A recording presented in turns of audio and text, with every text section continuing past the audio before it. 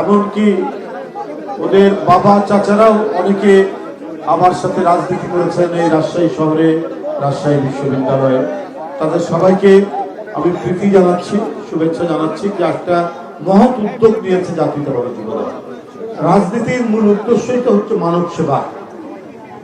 জিয়াউর রহমান স্বেচ্ছাশ্রমের ভিত্তিতে তিনি যুবকদেরকে, ছাত্রদেরকে খাল কাটার কর্মসূচিতে, গণশিক্ষার কর্মসূচিতে অংশগ্রহণ করে অত্যন্ত অল্প সময়ের মধ্যে একটি জাতিকে আত্মনির্ভরশীল জাতি হিসেবে প্রতিষ্ঠিত করেছে।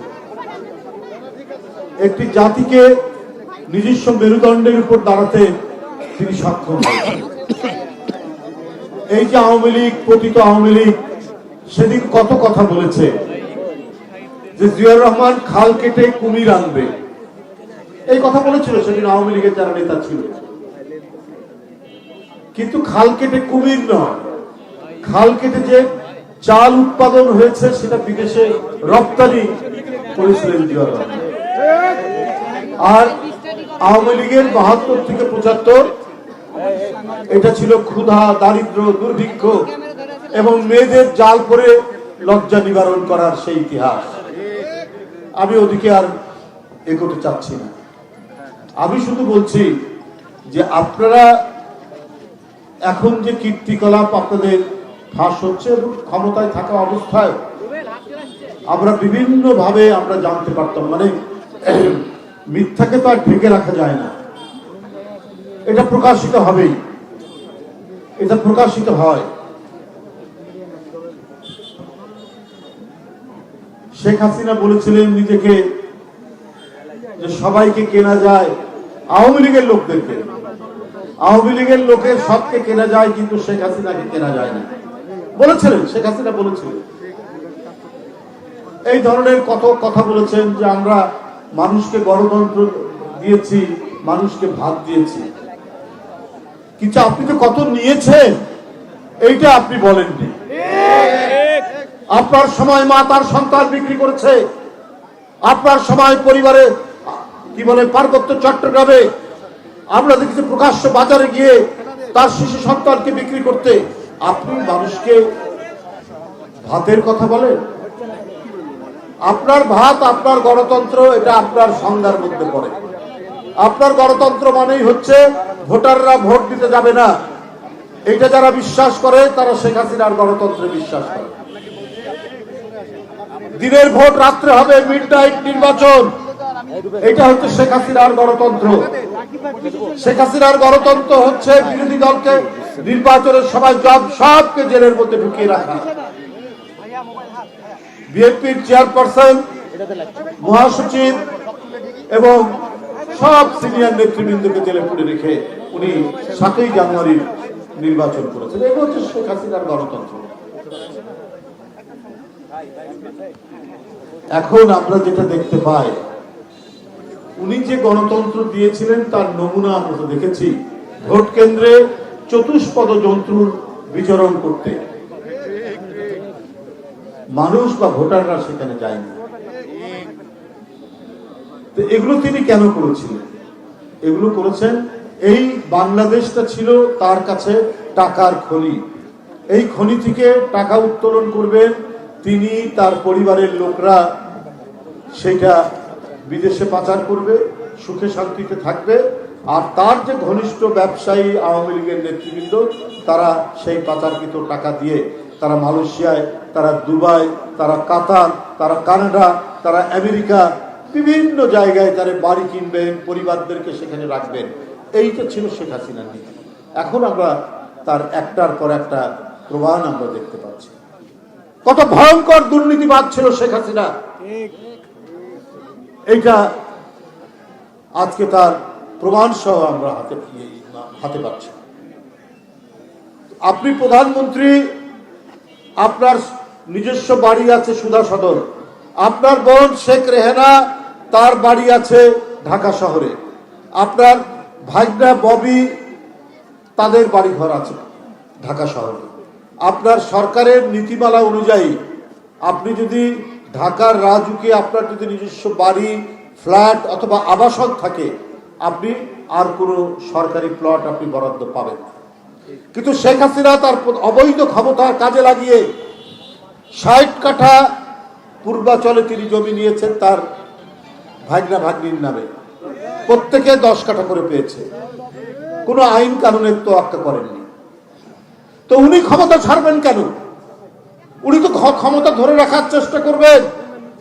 ডিজাইন, এলিগেন্স, বিউটি, সেরা পণ্য সবার জন্য জেভিকো। যে ভাগ্নিটি লন্ডনে ইংল্যান্ডের এমপি, সেই দেশে আপনি 1 টাকা যদি চুরির অভিযোগ আসে তাহলে সে আর ক্ষমতায় থাকতে পারে না, জেলে যেতে হয়। সেই ইংল্যান্ডে সবচেয়ে দামি ফ্ল্যাট কিনে দেওয়া হয়েছে তাকে। কে কিনে দিয়েছে? শেখ হাসিনার ঘনিষ্ঠ ব্যবসায়ী। আর তার ভাই ববি, তার আরেক বোন রূপন্তী, এই সহ ৬০ কাঠা আপনার পূর্বাচলের প্লট 6 জনের নামে। তো সুতরাং আমি যেটা বলেছি যে শেখ হাসিনা এই যে সোনার হরিণ, তার ক্ষমতা, এইটা ধরে রাখার জন্য আহাদের মতো শিশু বাচ্চাকে হত্যা করেছে, আবু সাইদের মতো টাটকা তরুণকে রংপুর বিশ্ববিদ্যালয়ে তাকে হত্যা করেছে, মুগ্ধ যে চিৎকার করে বলেছে পানি লাগবে পানি, তাকে হত্যা করেছে। এত মাসুম বাচ্চা, এত তারুণ্য, এত শিশু হত্যা করে তিনি তার রাজ সিংহাসনকে টিকিয়ে রাখার চেষ্টা করেছেন, কিন্তু শেষ রক্ষা হয়নি। দানবদের শেষ রক্ষা হয় না। আর বলেছেন কি, তার ক্ষমতা রক্ষা করার জন্য তিনি শুধু একটি দেশকেই সমীহ করতেন, মুরব্বী মানতেন। আর এই জন্য বলেছিলেন যে আমি ভারতকে যা দিয়েছি তারা কোনোদিন বলতে পারবে না, তার বিরুদ্ধে যাবে কেন? উনি কত শক্তিশালী দেশকে উনি গালাগালি করেছেন, মার্কিন যুক্তরাষ্ট্র সহ কত দেশকে, কিন্তু একটা দেশকে উনি কিছু বলতেন না এবং বলেছেন আমি যা দিয়েছি। আপনি কি দিয়েছেন? আপনি বাংলাদেশের জনগণ জানে না, বাংলাদেশের প্রধানমন্ত্রী হয়ে আপনি কি দিয়েছেন যে তারা আপনাকে সাপোর্ট করে? আর বাংলাদেশের কোন রাজনৈতিক দল, কোন গণতান্ত্রিক আন্দোলন আমাদের গণতন্ত্র থাকুক থাকবে না, এখানে সুষ্ঠু ভোট হবে কি হবে না, এখানে পার্লামেন্ট থাকবে কি থাকবে না, সেই পার্লামেন্টে সত্যিকারের প্রতিনিধিরা যাবে না, নর্তকীরা সেখানে গান গাইবে মমতাজের মতো, সেইটা তাদের দেখার দরকার নাই। ওই পার্শ্ববর্তী দেশও চেয়েছে যে তারা তাদের বাংলাদেশে তাদের স্বার্থ নিহিতের জন্য শেখ হাসিনা থাকবে। আর শেখ হাসিনা এই জন্যই বলেছেন অনেক গোপন চুক্তির মাধ্যমে যে আমি যে আমি যা দিয়েছি তারা সেটা কোনোদিন ভুলবে না। উনি একদিন একটা মিটিং এর মধ্যে বলেছেন যে তাকে ছাড়া কাউকে কেনা যায় না, যেটা কিছুক্ষণ আগে বলছি, যে আওয়ামী লীগের বহু লোককে কেনা যায়, তাকে কেনা যায় না। তো তাকে যে কেনা যায় না, আমরা দেখেছি সবার আগে তাকেই কেনা যায় যে শেখ হাসিনার স্বার্থ রক্ষা করতে পারে। শেখ হাসিনার গ্যারান্টি চেয়েছেন তিনি ক্ষমতায় থাকবেন পার্শ্ববর্তী দেশের কাছে, তাই তিনি সবার আগে নিজের মাথাটা বিক্রি করছেন তাদের কাছে। এই কারণেই আমরা দেখছি পৃথিবীর সমস্ত গণতান্ত্রিক দেশ, আপনার আটলান্টিকের পাশের মার্কিন যুক্তরাষ্ট্র, ইউরোপ, চীন, সব দেশ বাংলাদেশের এই পরিবর্তন, এই মহা বিপ্লবের যে পরিবর্তন, সেই পরিবর্তনকে তারা ধন্যবাদ জানিয়েছে, তারা শুভেচ্ছা দিয়েছে। কিন্তু পার্শ্ববর্তী দেশ তারা খুবই অসন্তুষ্ট। তাদের সেখানকার মিডিয়া প্রতিদিন বাংলাদেশের বিরুদ্ধে বিষোদ্গার করছে, সংখ্যালঘুদের উপর অত্যাচার হচ্ছে। ভাই, আপনারা তো এখানে রাজশাহীর মানুষ, আপনারা বলুন, এই যে দুর্গাপূজা হয়ে গেল, এই দুর্গাপূজা কত শান্তিপূর্ণ দুর্গাপূজা হয়েছে? অতীতে কখনো এই ধরনের কোনো ঘটনা এত শান্তিপূর্ণ হয়েছে কিনা হাসিনার আমলে আমরা সেটা বলতে পারবো না, কিন্তু এইবার শান্তিপূর্ণ দুর্গাপূজা হয়েছে। কিন্তু তাতেও তারা সন্তুষ্ট নয়। এই কারণে তারা চায় যে বাংলাদেশে সংঘাত হোক, সহিংসতা হোক, বাংলাদেশে সাম্প্রদায়িক দাঙ্গা হোক, তাহলেই তারা বাংলাদেশের যে পরিবর্তন, এই পরিবর্তনের মুখে তারা চুনকালি দিতে পারে। কিন্তু এটা না হয়ে এখন অপপ্রচার, অপতথ্য দিয়ে তাদের মিডিয়া বাংলাদেশের ভাবমূর্তিকে বিনষ্ট করার চেষ্টা করছে। তাই বন্ধুরা আমার, এইরকম একটি জাতীয় আন্তর্জাতিক নানা চক্রান্তের মধ্যে দিয়ে আমরা গণতন্ত্রের পথে হাঁটছি। আমাদেরকে অতি দ্রুত গণতন্ত্রের আরো যে সমস্ত শর্ত আছে, অর্থাৎ অবাধ সুষ্ঠু নির্বাচন, সেই সুষ্ঠু নির্বাচন আমাদের নিশ্চিত করতে হবে। আমরা প্রয়োজনীয় যে সংস্কার, আমাদের জাতীয় সংসদ, সংবিধান, আমাদের পুলিশ প্রশাসন, আমাদের জনপ্রশাসন, সবকিছুর মধ্যে সংস্কার দরকার।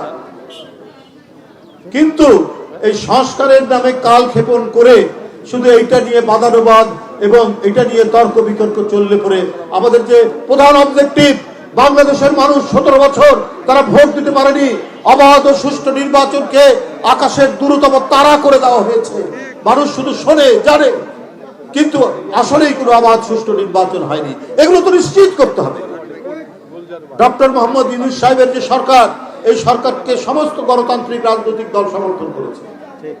উনি একজন গুণী মানুষ, নিঃসন্দেহে তিনি বাংলাদেশের জন্য সম্মান বয়ে নিয়ে এসছেন, কিন্তু তাকে কোনো ধরনের বিভ্রান্তির মধ্যে যদি কেউ ফেলে, এটা তখন মানুষের কাছে বড় প্রশ্ন হবে। আপনি অবাধ সুষ্ঠু নির্বাচনের জন্য আপনি তারিখ ঘোষণা করুন, আপনি বলুন যে এত সময়ের মধ্যে নির্বাচন হবে এবং অবাধ সুষ্ঠু নির্বাচন, যদিও সেই বিষয়ে তিনি বারবার বলছেন। সুতরাং আমরা এই বিষয়ে আর কোনো কথা বলতে চাই না। সরকার যথাযথ উদ্যোগ গ্রহণ করবেন এবং সত্যিকার অর্থে একটা শক্তিশালী গণতন্ত্র, যেখানে প্রত্যেকটি মানুষ স্বাধীন থাকবে। শেখ হাসিনার আমলে আমরা কথা বলতে ভয় পেতাম, আমরা ডান দিকে তাকাতে ভয় পেতাম, বাম দিকে তাকাতে ভয় পেতাম, কখন গোয়েন্দা পুলিশ আমাদেরকে গ্রেপ্তার করে কিনা, কখন আইন শৃঙ্খলা বাহিনী আমাদেরকে তুলে নিয়ে যায় কিনা, আমি এই সমাবেশ করতে পারবো কিনা, এর কোনো নিশ্চয়তা ছিল না। আজকে কমপক্ষে সেই নিশ্চয়তা হয়েছে। নির্ভয়ে আমরা এসে কথা বলতে পারছি, আমরা সত্য উচ্চারণ করতে পারছি, আমরা আমাদের বক্তব্য রাখতে পারছি, আমাদের দাবিগুলো আমরা রক্ষা করতে পারছি। সুতরাং এগুলো আরো নিশ্চিত করার জন্য সত্যিকারের যে গণতান্ত্রিক পরিবেশ, যে পরিবেশ মানুষকে আস্থাশীল করে তুলবে, এই দেশের ভালো মন্দ নির্ধারণের দায়িত্ব একমাত্র জনগণের, আর কারো জনগণের না, কোনো দেশের না। এই দেশ কিভাবে চলবে তার নীতিমালা নির্ধারণ করবে বাংলাদেশের জনগণ, অন্য কোনো দেশ এই নীতিমালা নির্ধারণ করে দেবে না। তাই বন্ধুরা আমার, আপনাদের সামনে আর কথা বাড়াতে চাই না। আজকে জাতীয়তাবাদী যুবদল রাজশাহী মহানগর যে মানবধর্মী যে কাজ করছেন, শীতার্তদের মাঝে শীত বস্ত্র বিতরণ করছেন, তাদের এই উদ্যোগকে আমি সাধুবাদ জানাই। তারা আরো এই ধরনের কাজ করবেন, উত্তর তাদের এই কাজের পরিধি বৃদ্ধি করবেন এবং এই জনসভার মাঝে নিজের রাজনৈতিক নেতৃত্বকে তারা প্রতিষ্ঠা করবেন। এই কথা বলে আমি আজকে যারা এই আয়োজন করেছেন আজকের এই শীতবস্ত্র বিতরণের অনুষ্ঠানে সকলকে আন্তরিক ধন্যবাদ জানাচ্ছি। জাতীয়তাবাদী যুবদলের সকল পর্যায়ের নেতাকর্মীকে বলে আমার বক্তব্য শেষ করছি।